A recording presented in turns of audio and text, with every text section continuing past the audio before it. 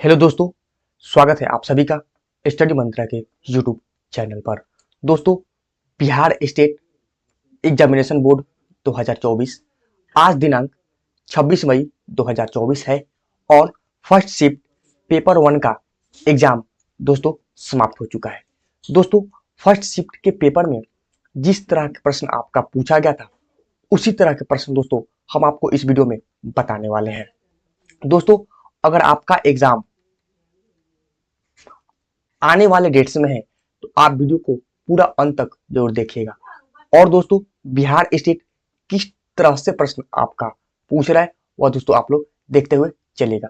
और दोस्तों, आपका क्वेश्चन का लेवल मॉडरेट है या हाई है ये भी दोस्तों आप लोग देखते हुए चलिएगा।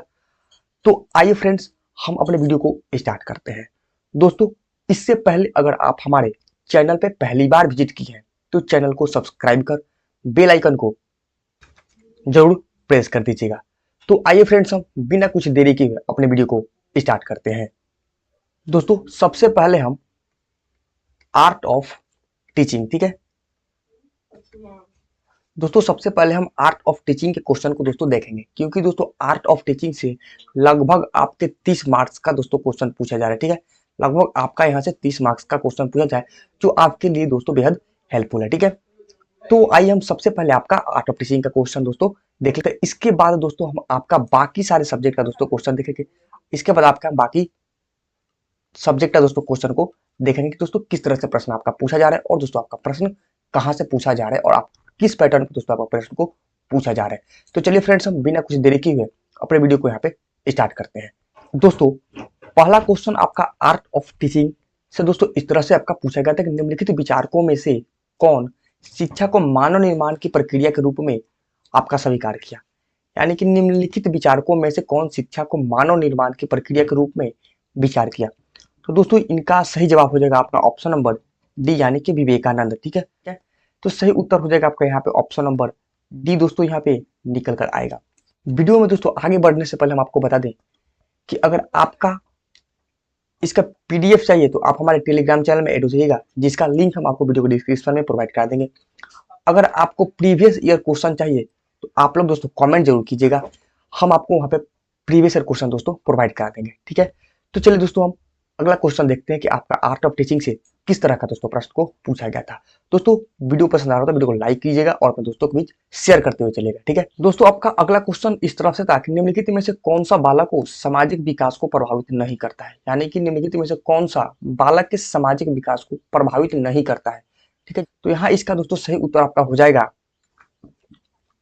ऑप्शन नंबर बी, यानी कि तर्क शक्ति। ठीक है, यानी कि लॉजिक जो हो जाएगा दोस्तों आपका बालक को सामाजिक विकास को यहाँ पे प्रभावित नहीं करता है। अगला क्वेश्चन दोस्तों देख लेते हैं किस टाइप से था। अगला क्वेश्चन कि इनमें से कौन बालक विकास को प्रभावित करने वाले आंतरिक कारकों में से यहाँ पे नहीं है। यानी कि आपको बताना है कि इनमें से कौन बालक विकास को प्रभावित करने वाले दोस्तों आंतरिक कारकों में से नहीं है। तो यहाँ पे जो आपका नहीं वो आपका हो जाएगा सही उत्तर दोस्तों भौतिक वातावरण। दोस्तों, भौतिक वातावरण जो है वो आपका बालक के विकास को प्रभावित करने वाले आंतरिक कारकों में से यहाँ पे आपका नहीं है। तो सही उत्तर आपका यहाँ पे हो जाएगा ऑप्शन नंबर सी दोस्तों, यहाँ पे सही उत्तर हो जाएगा। दोस्तों, इसी तरह के प्रश्न आपके बिहार स्टेट एग्जामिनेशन दोस्तों पूछ रहा है आर्ट ऑफ टीचिंग में से। दोस्तों, आर्ट ऑफ टीचिंग के पेपर से आपका लगभग दोस्तों 30 मार्क्स का जो पूछा जाता है, यानी कि अपने आप में दोस्तों यह एक बहुत बड़ा सेक्शन है। यानी कि दोस्तों आर्ट ऑफ टीचिंग जो आपका बहुत बड़ा सेक्शन है। इसके बाद जो क्वेश्चन आपका पूछा जाएगा आपका सब्जेक्ट का क्वेश्चन पूछा जाएगा। तो चलिए फ्रेंड्स, हम कुछ क्वेश्चन आर्ट ऑफ टीचिंग का देख लेते हैं। इसके बाद हम कुछ क्वेश्चन आपके साइंस से देख लेंगे। ठीक है, और इसके बाद हम आपका बाकी सब्जेक्ट को देखेंगे। तो चलिए फ्रेंड्स, दोस्तों एक क्वेश्चन आपका एनसीएफ पे आया था कि इनमें से कौन राष्ट्रीय पाठ्यचर्या की रूपरेखा 2005 के मार्गदर्शक सिद्धांतों में से नहीं है। तो दोस्तों यहाँ पे आपको बताना है कि इनमें से कौन सा राष्ट्रीय पाठ्यचर्या रूपरेखा एनसीएफ 2005 से आया था, उस मार्गदर्शक सिद्धांतों में से यहाँ पे आपका बताना है कि नहीं है। ठीक है, तो नहीं है इसमें दोस्तों कौन सा है। तो यहाँ दोस्तों इसका सही उत्तर हो जाएगा आपका ऑप्शन नंबर डी हो जाएगा। यानी कि यहाँ पे इनमें से कोई नहीं। यहाँ पे जो भी आपका ऑप्शन दिया गया वो सारे के सारे ऑप्शन आपका एनसीएफ से रिलेटेड है। ठीक है, जो दिया गया ज्ञान को स्कूल के बाहर के जीवन को जोड़ना बात सही है। पढ़ाई को रिटर्न प्रणाली से मुक्त करना यह भी आपका सुनिश्चित है, यह भी आपका सही है। और परीक्षाओं को अपेक्षाकृत अधिक लचीलापन बनाना और कक्षा की गतिविधियों को यहाँ पे जोड़ना ये भी दोस्तों आपका एनसीएफ कहता है। ठीक है, तो जो नहीं दिया गया था आपका इनमें से कोई नहीं है। तो इसका सही उत्तर हो जाएगा आपका नॉन ऑफ दीज। ठीक है, नेक्स्ट क्वेश्चन जो आपका था दोस्तों क्वेश्चन नंबर इसमें देख लेते हैं, जो आपका 16 में दिया कि एक भाषा के वाक्य में दूसरी भाषा के शब्दों का प्रयोग होता है तो उसे डैश कहा जाता है। तो फ्रेंड्स उसे क्या कहा जाता है, आपका कोड मिश्रण कहा जाता है। ठीक है, अब दोस्तों क्वेश्चन हम साइंस से देख लेते हैं। ठीक है, कि आपका साइंस से दोस्तों किस तरह का प्रश्न आपका पूछा गया था। दोस्तों अब हम क्वेश्चन आपका साइंस से देख लेते हैं। ठीक है, कि दोस्तों आपका साइंस में किस तरह के प्रश्न को पूछा गया था। क्वेश्चन एक आया था इस टाइप से दोस्तों कि एक सिस्टम पर बाहरी बलों द्वारा किए गए कार्य बराबर है तो परिवर्तन किसके, परिवर्तन के, यानी कि एक सिस्टम पर बाहरी बलों द्वारा किए गए कार्य बराबर है परिवर्तन के, यानी कौन से परिवर्तन के। तो यहाँ पे दोस्तों आपका कुल ऊर्जा के परिवर्तन के दोस्तों हो जाएगा, सही उत्तर आपका हो जाएगा कुल ऊर्जा के परिवर्तन, यानी कि टोटल आपका एनर्जी हो जाएगा। अगला क्वेश्चन दोस्तों एक इस टाइप से था, देख लेते हैं कि एयरक्राफ्ट का उड़ान भरना आधारित है, यानी एयरक्राफ्ट का उड़ान भरना आधारित है किस पे। तो यह दोस्तों आपका हो जाएगा सही उत्तर यहाँ आपका बर्नौली प्रमेय। ठीक है, बर्नौली प्रमेय, यहाँ पे सही जवाब आपका निकल के आएगा दोस्तों option number B, sorry option number C, Bernoulli theorem. ठीक, क्वेश्चन अगला था कि लड़ाकू विमानों की गति डैश में व्यक्त किया जाता है। लड़ाकू विमानों की गति जो है वो आपका मैक में व्यक्त किया जाता है। किसमें दोस्तों व्यक्त किया जाता है, मैक। ये आप लोग याद रखिएगा कि मैक में इसको व्यक्त किया जाता है। अगला क्वेश्चन दोस्तों देख लेते हैं कि ब्लैक बॉडी के स्पेक्ट्रम में ऊर्जा के वितरण को डैश के द्वारा सबसे अच्छा समझाया गया है, यानी कि ब्लैक बॉडी के स्पेक्ट्रम में ऊर्जा के डैश के वितरण को दोस्तों सब समझाया गया है। क्वेश्चन नंबर 130, तो उसको प्लांक का सूत्र के सूत्र में दोस्तों आपका समझाया गया, यानी कि प्लांक का सूत्र। यहाँ पे दोस्तों सही हो जाएगा आपका दोस्तों ऑप्शन नंबर डी, प्लांक का फॉर्मूला। दोस्तों बिहार स्टेट के एग्जामिनेशन में जो क्वेश्चन आपका पूछा जाता है वो आपका मॉडरेट लेवल क्वेश्चन को आपका पूछा जा रहा है। ठीक है, यानी कि जो क्वेश्चन आपका पूछा जा रहा है, यानी कि मॉडरेट लेवल क्वेश्चन को पूछा जा रहा है, ना क्वेश्चन ज्यादा आपका इजी पूछा जा रहा है, नहीं ज्यादा क्वेश्चन आपका ज्यादा हार्ड पूछा जा रहा है।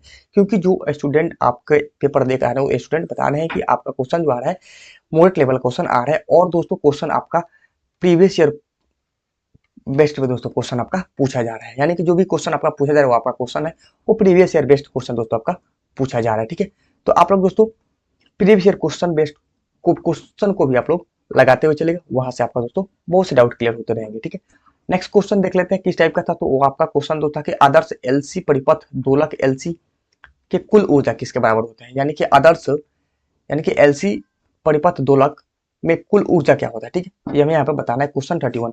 तो वो हमेशा क्या होता है दोस्तों, संरक्षित रहता है, वो हमेशा आपका संरक्षित रहता है। ठीक है, इसका सही उत्तर आपका निकल के आएगा दोस्तों ऑप्शन नंबर ए। ठीक है, अगला क्वेश्चन दोस्तों कि द्रव्यमान का विद्युत एनालॉग क्या है, यानी कि द्रव्यमान का विद्युत एनालॉग है। ठीक है, कौन सा है, तो उसका सही उत्तर हो जाएगा दोस्तों अधिपष्टापन, यानी कि इंडेक्स।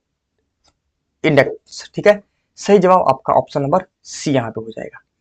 नेक्स्ट क्वेश्चन दोस्तों कि निर्वात में प्रकाश की चाल कितनी होती है। तो दोस्तों जो आपका निर्वात में प्रकाश की चाल होती है वह आपका कितनी होती है, 3 लाख किलोमीटर प्रति सेकंड होता है। ये आप लोग याद रखिएगा, निर्वात में दोस्तों प्रकाश का चाल आपका 3 लाख किलोमीटर प्रति सेकंड होती है। ठीक, ऑप्शन यहाँ पे ए इसका सही हो जाएगा। अगला क्वेश्चन कुछ इस टाइप से दोस्तों पूछा गया था, लेजर उत्सर्जित होते हैं। ठीक है दोस्तों, जो लेजर होता है आपका उत्सर्जित होता है 134 में पूछा गया था, उदीप्त उत्सर्जन से। किसके दोस्तों, उदीप्त उत्सर्जन से आपका लेजर जो होता है आपका उत्सर्जित होता है। एक इस टाइप का क्वेश्चन था कि संचार उद्देश्यों के लिए उपयोग किए जाने वाले ऑप्टिकल फाइबर आधारित है। यह दोस्तों संचार उद्देश्यों के लिए उपयोग किए जाने वाले आपके ऑप्टिकल फाइबर किस पे आधारित है, क्वेश्चन है 135।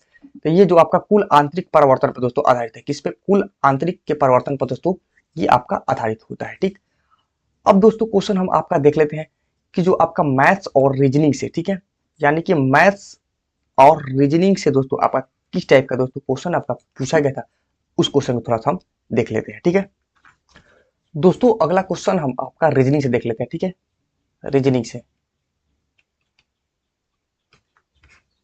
ठीक, रीजनिंग में दोस्तों एक इस सीरीज से एक क्वेश्चन आया था कि 34 का संबंध आपका 12 से है, तो उसी तरह से 59 का संबंध आपका किससे होगा, यानी कि जो संबंध आपका 34 का संबंध आपका जो आपका 12 से है, उसी तरह हमें बताना है कि दोस्तों 15 का संबंध यहाँ पे किससे होगा। ठीक है, तो इस क्वेश्चन का आपका सही उत्तर निकल के दोस्तों आ जाएगा क्वेश्चन नंबर 45। इसका दोस्तों आपका सही उत्तर निकल के आ जाएगा ऑप्शन नंबर डी, यानी कि 45। ठीक है, यानी कि 45 यहाँ पे दोस्तों आपका उत्तर निकल के आएगा, 59 का संबंध आपका 45 से हो जाएगा, तो सही जवाब हो जाएगा ऑप्शन नंबर डी।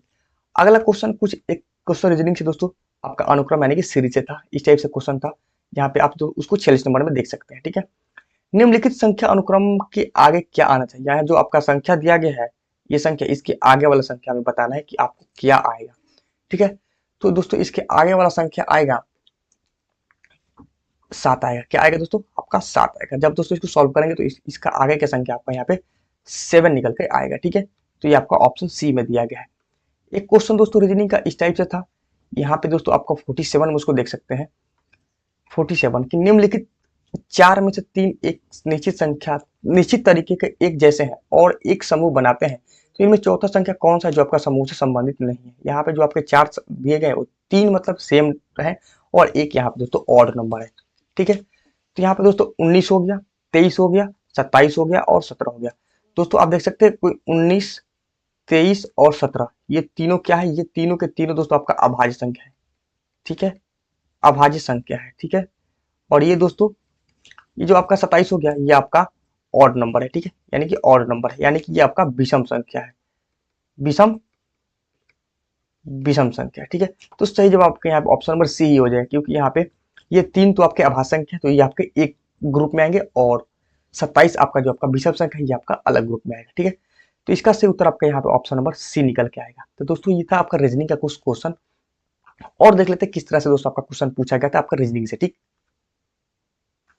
दोस्तों, एक क्वेश्चन आपका ब्लड रिलेशन था, किससे, ब्लड रिलेशन, ब्लड रिलेशन। ठीक है, दोस्तों इसमें ये क्वेश्चन आप 48 नंबर में देख सकते हैं कि मोहन ने कहा कि राम के पिता मेरी बहन के बेटे के इकलौते भाई हैं, तो राम के पिता मोहन से कैसे संबंधित है, ये आपको दोस्तों बताना है। तो इस क्वेश्चन को जब हम दोस्तों आपका ब्लड रिलेशन का एक छोटा सा ट्रिक होता है उस पर अगर दोस्तों हम इसको बैठाएंगे यानी फिल करेंगे, तो इसका दोस्तों आपका निकल के आएगा कि जो राम है उसका भांजा इसका निकल के आएगा। ठीक है, कि राम के पिता जो है मोहन किससे कैसे संबंधित है, यानी कि भांजा से संबंधित है, यानी कि नेफ्यू यानी कि भांज भतीजा। ठीक है, तो सही जवाब यहाँ पे आपका बी निकल के आएगा। एक क्वेश्चन दोस्तों आपका पूछा गया था कोडिंग से, आप देख सकते हैं कि कोडिंग से दोस्तों, कोडिंग से आप देख सकते हैं। ठीक है, वह क्वेश्चन दोस्तों हम आपको 49 में दिखा रहा है। एक कोड में जो आपका रोम को इसमें कोड किया गया और डॉन को दोस्तों इतना लिखा गया, तो उसी कोड में आपको मीन को बताना है। ठीक है, यानी कि हमें बताना है कि MEN मीन का दोस्तों आपका कोड क्या होगा। ठीक है, तो आप देख सकते हैं कि मीन का कोड आपको बताना है कि क्या होगा। ठीक है, जब इसको दोस्तों हम कोड करेंगे तो यहाँ पे आपका दोस्तों सही उत्तर निकल के आएगा। ऑप्शन नंबर क्या निकल के आ जाएगा, यहाँ पे भी आपका इसका ऑप्शन नंबर सी निकल के आएगा, यानी 3216 आपका दोस्तों मीन का कोड आपका निकल के आएगा। ठीक है, यानी कि 3261 ऑप्शन नंबर सी। ठीक, एक क्वेश्चन और देख सकते हैं, एक क्वेश्चन दोस्तों आप यहाँ पे देख सकते हैं कि इसका क्वेश्चन था, क्वेश्चन नंबर दोस्तों आप 50 में देख सकते हैं। ये आपका क्वेश्चन था किसका का, ये दोस्तों क्वेश्चन जो है वो आपका रैंकिंग का था। ठीक है, आपका रैंकिंग से पूछा गया था क्वेश्चन कि 30 लड़कों की एक पंक्ति में आर जो है दाहिने छोर से चौथे स्थान पर और डब्ल्यू से बाई छोर पर 10वें स्थान पर है, तो आर और डब्ल्यू के बीच कितने लड़के हैं। ठीक है, वह बीच के लड़के को बताना है। दोस्तों आर और डब्ल्यू के बीच में कितने लड़के हैं ये हमें बताना है, तो उनके बीच में दोस्तों टोटल लड़के आपका 16 है। ठीक है, आपका कितने लड़के हैं, 16 लड़के आर और डब्ल्यू के बीच में जो बैठे हैं वो आपका 16 लड़के हैं। ठीक दोस्तों, ये था कुछ आज के बिहार स्टेट के पेपर में पूछा हुआ प्रश्न। दोस्तों इसी तरह का प्रश्न आपको दोस्तों बिहार स्टेट में पूछा गया था। दोस्तों अगर वीडियो पसंद आया हो तो वीडियो को लाइक कीजिएगा, चैनल पर पहली बार विजिट किए तो चैनल को सब्सक्राइब कर अपने दोस्तों को भी जरूर शेयर कीजिएगा। फिर दोस्तों मिलते हैं हम किसी नेक्स्ट वीडियो में, तब तक के लिए दोस्तों बाय बाय, टेक केयर, जय हिंद।